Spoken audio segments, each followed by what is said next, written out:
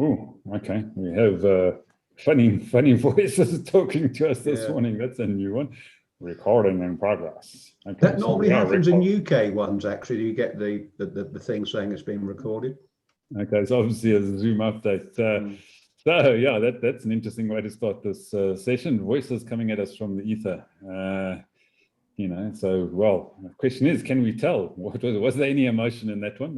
Were we connected? She certainly seemed to know that we were connected and we were recording. So connections, disconnections, emotions, feelings, assessments. Do you connect? Do you connect virtually? Do you connect physically? Are you connected at all? I don't know. Some of us, I think, are just completely disconnected. And I think most of those thoughts were as well. So yeah, I'm going to pop it across to Lee and see if she can connect us virtually this morning. Thanks, Ivan. So this was Trevor's question. So I'm hoping he's going to step into the breach. I'm pretty sure he's likely to have an opinion on this. So, but as I was thinking about it this morning, so Jasper, just to catch you up, we were talking. Well, I won't tell you what we were talking about on Friday because none of us actually know. But what we ended up asking for today is, do we connect or do we get a sense of people's emotions and feelings better virtually in this kind of platform on Zoom, or better in person? And I think we've now spent enough time on Zoom and we've had enough time in person type meetings over our lives to do a fair comparison from our own perspective, of course. And so I think for myself, what I realize is when I look at the screen, I see 5 faces, mine included, 5 faces that are very, very close to me. So I do feel like I get a greater sense of people's expressions, my interpretation of what they're feeling. I feel very engaged with them. And I've experienced that especially in not only in Wisdom's chats, which is, often, sort of daily experience, but in the summits, when we are listening to people's stories. And it happened in the Nigeria, what's in all the summits, but I think maybe the most recent one and definitely one of the most powerful was the Runners Summit, the Tales of Trails, where people were sharing deeply of their stories and felt so drawn in to what they were saying. It was so compelling. And I'm sure their stories would be as such in person, but it felt so personal, being it so close to them, just visually. I think the thing that I miss about digital that I get in person is I feel connected to the person who's talking, but my sense of the group is lost. My sense of picking up, I've trained, I've facilitated for many, many years. And so I definitely have a sense of, oh, the group is getting bored now, or the group is needing some energy now, or there's people are engaged at this point, or I can see curiosity or not certainty. So reading a group is, I find, more difficult because I think I'm more focused on the individual. And the last thing I want to say is that the disconcerting thing about digital is you looking at yourself, which you never do in real life. And so yes, Edward, I did not know my hands were just a free agent of their own. And it definitely, I mean, it's, you do get used to it, but it is weird, and I don't know if it's entirely natural. Don't know if it's a good thing to see yourself as much as we do. Yeah, it is interesting, and I think, you know, even when we do get back to lots of physical things, it's going to be weird, because you're going to feel disconnected to yourself, because you're not used to, you know, you've become so used to seeing yourself on the screen. But anyway, let's get across to someone who's completely disconnected from everything, and that's Trevor. So Trevor. Hello. Now listen, somehow this something happened on Friday as I was going through my focused prepared speech, and I hope Ed has sticky taped all his notes together, because I felt so guilty that he tore up his notes. I couldn't sleep the whole weekend. It put me off completely. But anyway, let's get back to this. Something happened. And I found I do a lot of laughing at myself, which is I don't know if that's healthy or not, but I find I'm the funniest guy on the universe, because I do such stupid things. But I was looking at myself on the screen and saying, man, this guy is expressive. He's got emotions, and it then stimulated this sort of topic. Do we get more interaction by being at a distance, but this close to each other, that you can actually see what's going on in the faces of individuals than actually in person? And I believe it's my gut, and most people in this forum, well, two others, tend to know that my gut is quite well educated, not this down here. And I have the gut feel that we get more quality reading of what's going on with individuals who are involved in this type of technology than we do one-on-one. And as Lee was talking, I was thinking of some of her communications, and Lee, the communications that you've been doing on Masterclass. I've got to pat you on the back, just talking about the Sally. I'm not looking at Ivan, I refuse, at the Sally Andersons and the Doyle Buellers of this world. And you'll also notice that when I'm talking, I actually don't really look at the screen. When I'm talking all over the place, and I'm away, so I don't really notice too much what other people are doing. And I find that now you see, you've taken me off track. I do find that many people actually look at the screen, and they get distracted by what's going on the screen. I don't. Stuff it. I just talk and don't worry about what people are doing on the screen. But what the direction I was going in the stories that Lee was doing, Lee mentioned about Sally Anderson sharing something so personal of her life. I do not believe, and the type of people that we've met with on global summits, and their personal stories through Ed's trail running forum that he actually had, or the summit there, and the personal stories that we've got. I don't believe you get that quality of interaction one-on-one or one-to-many in a group scenario. I am just blown away with what gets shared, because there seems to be the safe distance that allows people to share more of themselves via this technology than they actually would do in a group. And I just think that this is a healthier mechanism for allowing people to get a little bit into other people's lives, but really allows those who want to share, like a Sally Anderson, to go back to her roots and share everything that happened into her life, in her life, that helps her to transform other people that have had these experiences. And then I go back. I mean, there are people like BJ over in the United States who have shared such personal things.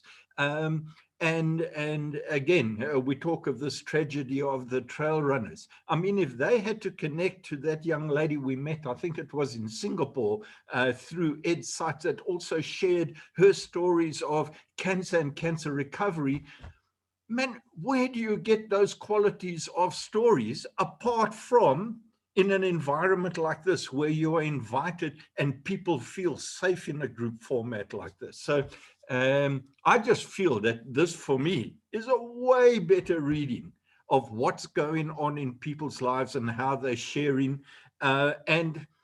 You know what? When I laugh at myself because I'm not looking at any of you. I don't really get distracted by people. It's just Ivan's face. I don't like his face. So every now and then when he changes something like that, it pulls me there. So I hope that helps. I think it is a phenomenal technology that none of us have even discovered what the true power of this is on a global scale. And if I can add to that, I think the world has completely changed. I don't know, even now in South Africa, people do not want more than 20 people to be in a room. This is what's coming from the government and the politicians. Now, can we trust them? I don't know. They need to appear on the screen so I can actually look into their eyes and see if they can tell the truth. But they're actually turning around and saying this third wave coming. We don't want you, the specialists and experts. We don't want you to get into a room of more than 20 people, is what the experts are saying over the weekend. Does it, you know, can you see groups and groups of people coming together? Or do you like this? Do I want to get in a car and drive off to go and meet with 150 people? No, I don't. Sorry, Jasper. All right. Good. Okay. Thanks. So seeing you picked a new Jasper, and you've had a break, so hopefully your brain is unraveled and settled down, and you can be stimulated again this morning. Yeah, morning all. Yeah, we took a week break last week, and with my wife, we're involved with the network marketing of health products and cleaning products. And so once a year, they would take their leadership group out on a lifestyle event. And it was scheduled for 2 years ago to be Prague. And then came COVID.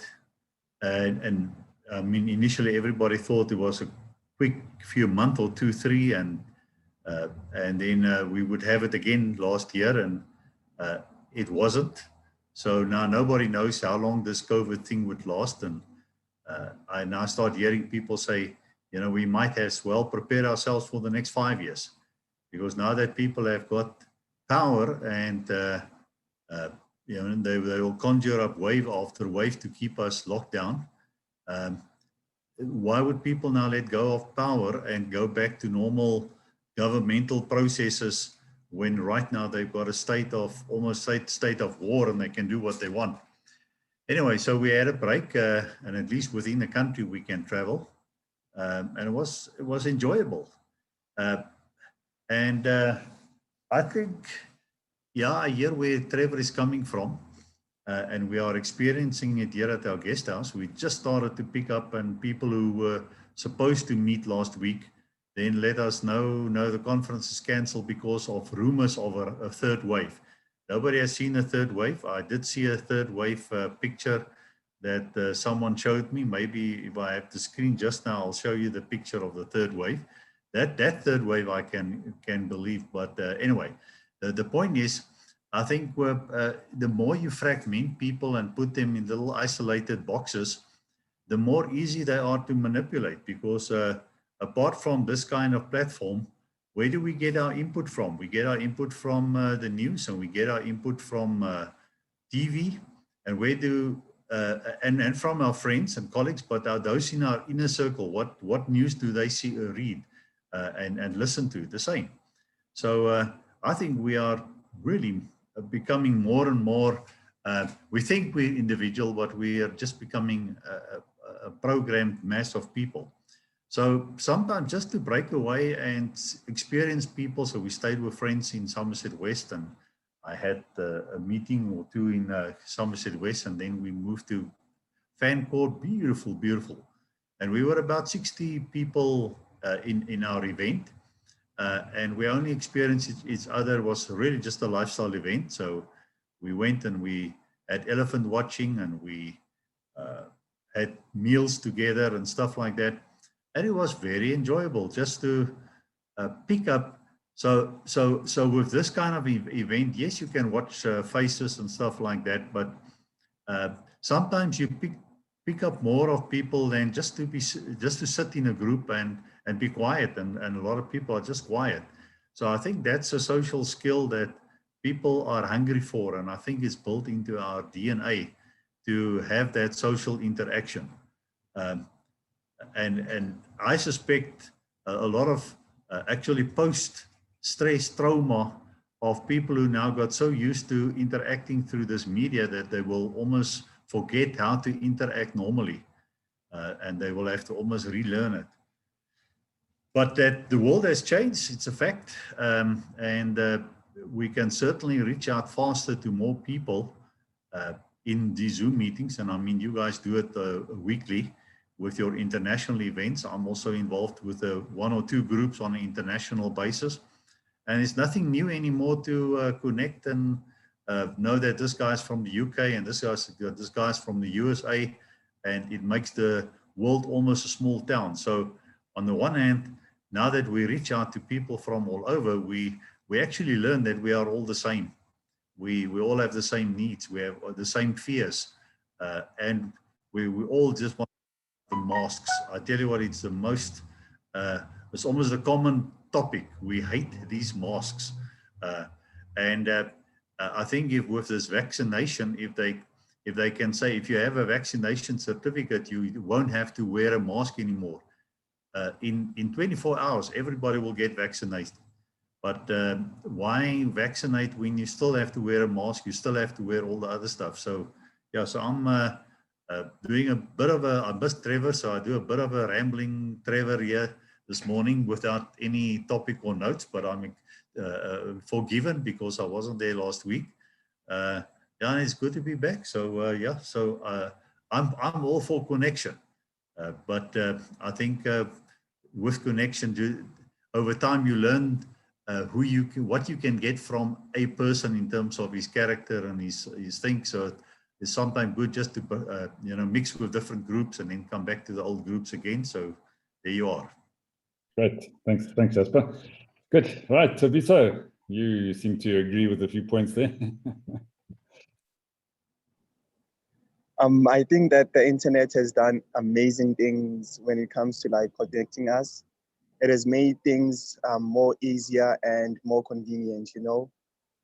But I want to talk about a bride that I went to this weekend. You know, I was invited to a bride by a friend, and I hugged her, and you know, she held me tight. She was warm. She was happy to see me. You know, she was enthused. I could see it on her face. You know, and it was something about her voice. She was very like cheerful. You know, and her body language was like very open to me. You know, and then I sat next to like a girl who like, you know, who likes me. I know she likes me, you know, and she was like fidgeting and she was like nervy and she couldn't like sit still until like some other guy sat next to her and like informed her to sit like, you know, the other position, and she was like more calm, you know. And I thought that was like amazing because I could see that, you know, there was this thing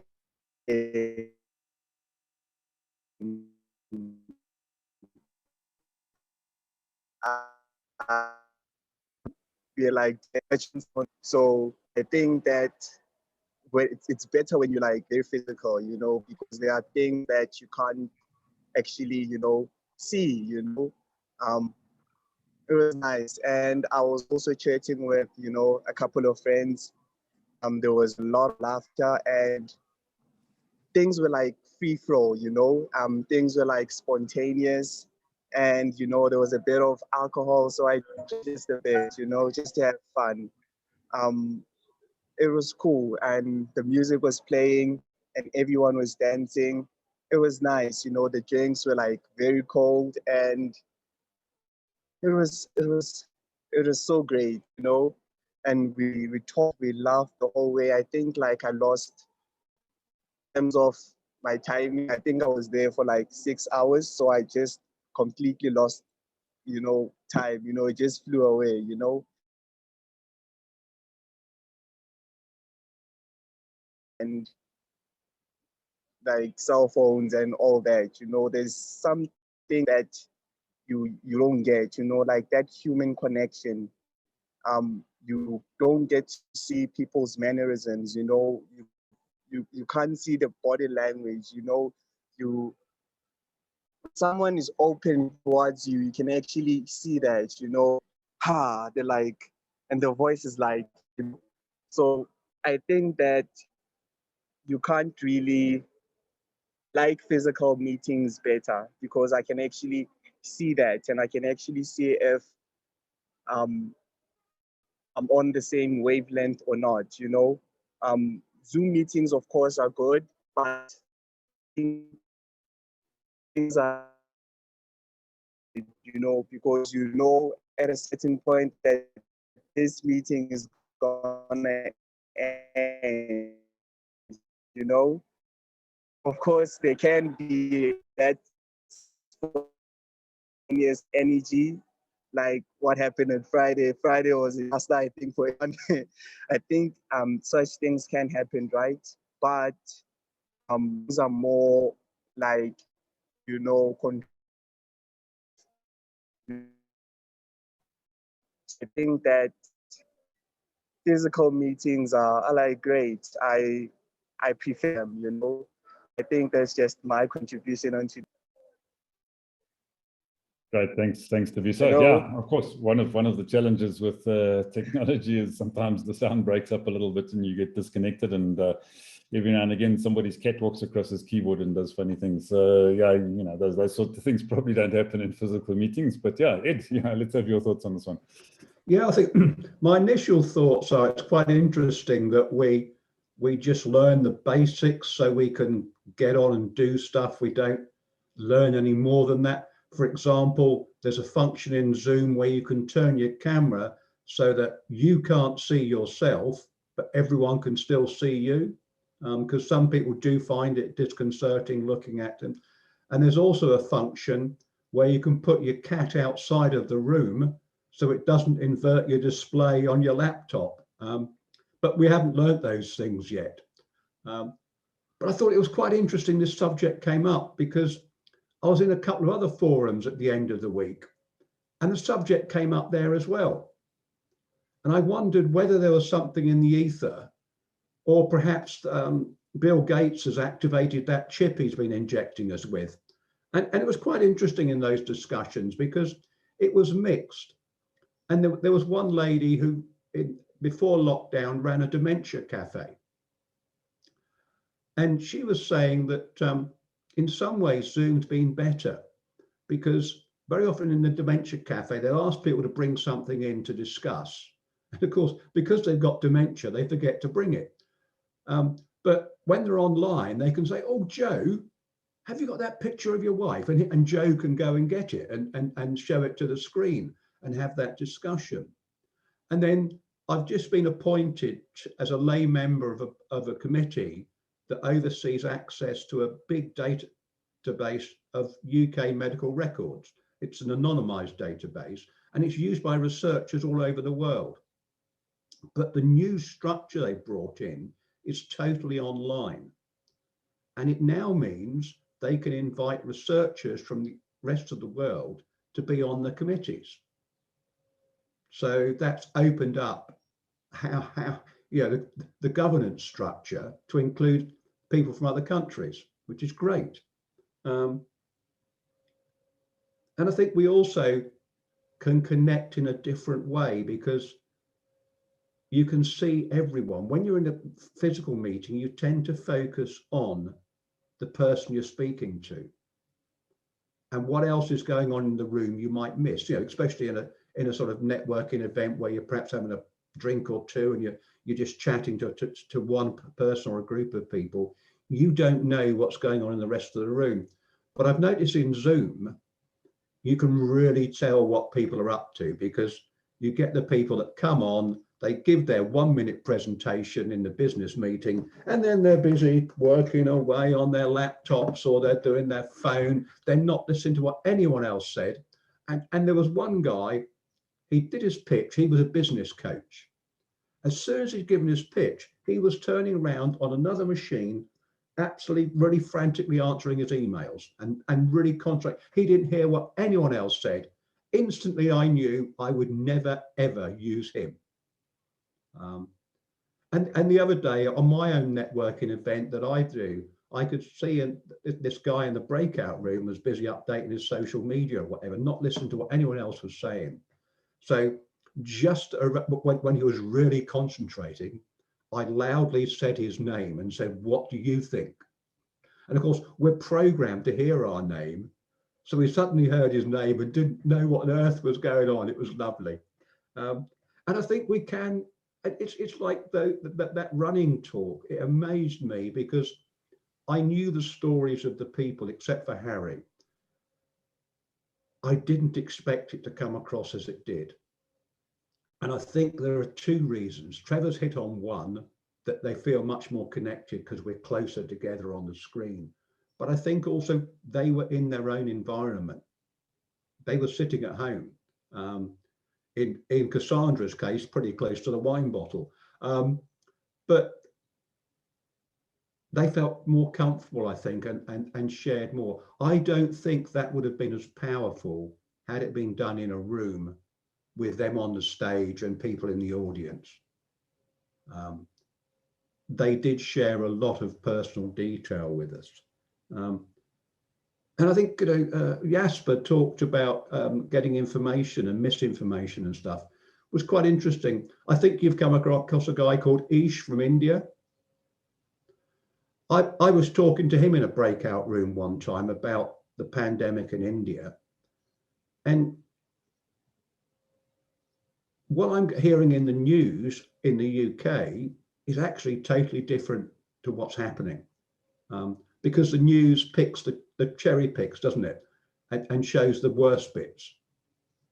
And Ish was able to say, yes, that is happening, but just down the road. And actually, if you think about it, he says, if you look at us per capita, our dealing with the pandemic is a lot better than you've dealt with it in the UK, because our death rates aren't as significant as yours, which was quite interesting, really. So I think you have that opportunity now to test a lot more of what's being said from people. But it is a strange one, isn't it? Because it is a structured conversation. You have to click on your little button to demute yourself or not click on your button and people go. For some people, it's a lot easier because in a crowded room, they find it very hard to pick up sound. Whereas, of course, in Zoom, you're listening to one person at a time. So people with hearing issues find it a lot easier. And I think people with certain conditions find it a lot easier as well. I've mentioned it before. Just before lockdown, I made a new friend. She's got Asperger's. Through our online meetings and conversations, she's told me a lot more about her Asperger's than she would have done face to face. And then when we met face to face more recently, she was much more open about her Asperger's, and she'll kind of say to me, she said, at the end of being together all day, she'll say, oh, I'm really sorry, I was so aspy today, Edward. You know, or she'll tell me in advance, she says, I'm being really aspy today, just bear with me. You know, and that wouldn't have happened but for that slight barrier, that slight insulation. So she felt more comfortable online talking about it than she did offline. But then we came out of sort of our current stage of lockdown last week. So we're allowed to go into cafes and restaurants again. They've been closed since before Christmas. So I went in a cafe on Friday to work. And I know it's a big site and there's a conference center there. And I know the manager of the conference center. And she came into the cafe and she sat down to talk to me. And it was just so nice sitting down, talking to someone face to face. So I think there's a whole mix of stuff around it. And it's interesting, one of the groups I was talking to were a bunch of academics. And they were saying that they were kind of split into two groups almost. The academics were mainly focused on research, loved Zoom because they didn't have to interact too much with the students. Whereas the academics were mostly into teaching rather than research, hated Zoom because they couldn't interact with the students. So I think it depends on who you are, whether you benefit or not. But I think, you know, I'm going to a physical meeting on Thursday, which is why I won't be here, unless I can get the Wi-Fi on the bus to work as I'm going there.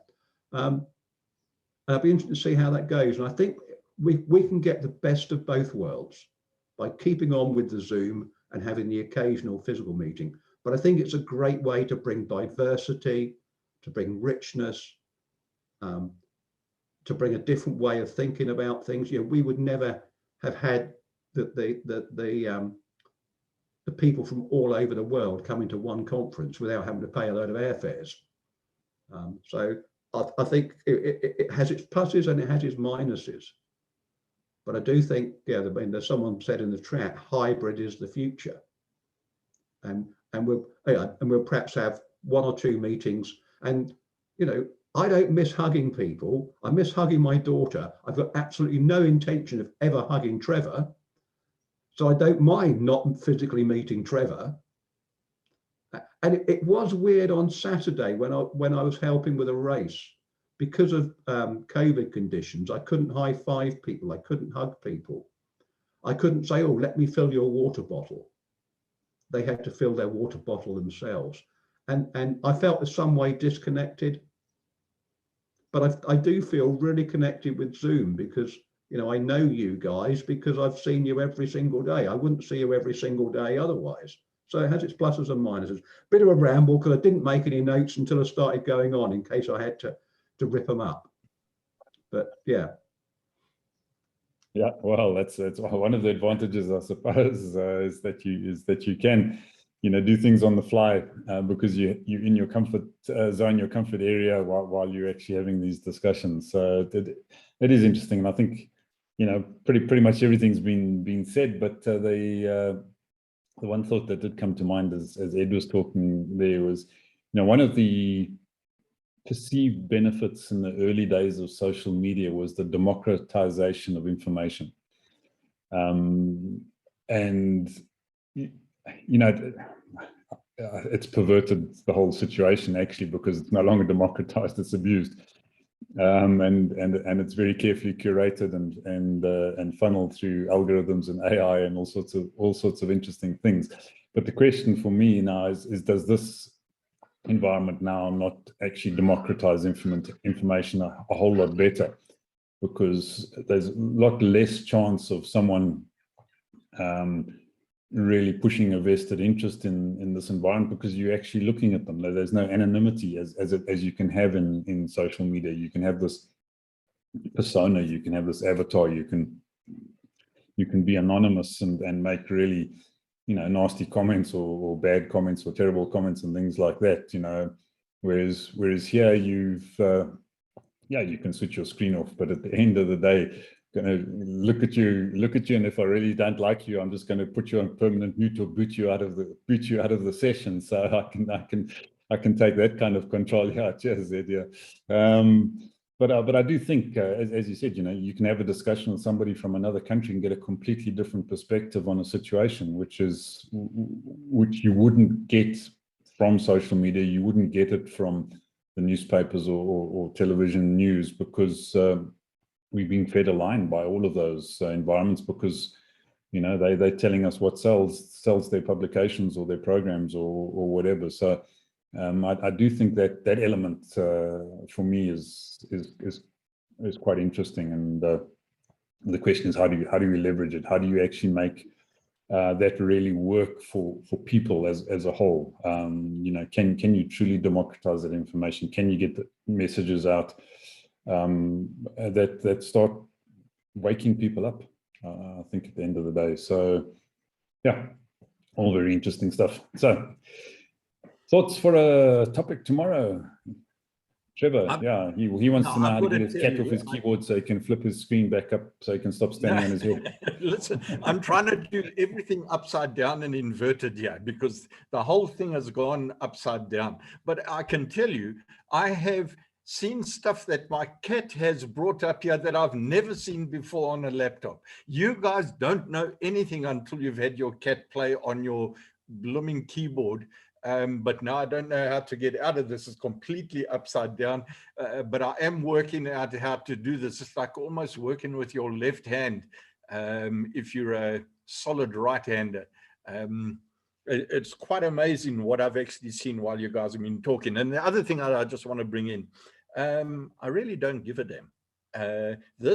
This and cat walking on screens in a way that it upsets other people just fascinates me. I love it. It almost fits the no rules. I don't really care. Upside down. I mean, if you could see yourselves at the moment, it's a giggle on my laptop. You're all standing on your heads. And I think this is a nice way to shake up people. And I loved what Ed had to turn around and say and question the guy to see if he was listening. I think that was a lovely little jibe at someone who's just using this for one way only and not to really get involved as we do here. Okay, have you all gone now? Well, We just want to work out how to talk back to you when we're standing on our heads. I do have Jasper said something that I thought was interesting for us to be able to talk about tomorrow. And that is and maybe we've touched on it before, but maybe we can pull it out a little bit more. This whole thing of individual versus social, or individual and social. How much are we ourselves? How much are we, understand that I am a unique human being, and how much are we connected to a social system that almost dictates who we are? Yes, the Matrix. Let's talk about the Matrix tomorrow, but it's a movie reference, Ivan, and Edward is going to absolutely throw his toys if we use more movie references. It's not a movie, it's a documentary. Okay. All right. Okay, individual and social tomorrow. Individual and social, interconnected. Have a great day further, folks. We'll see you soon. Cheers. Bye.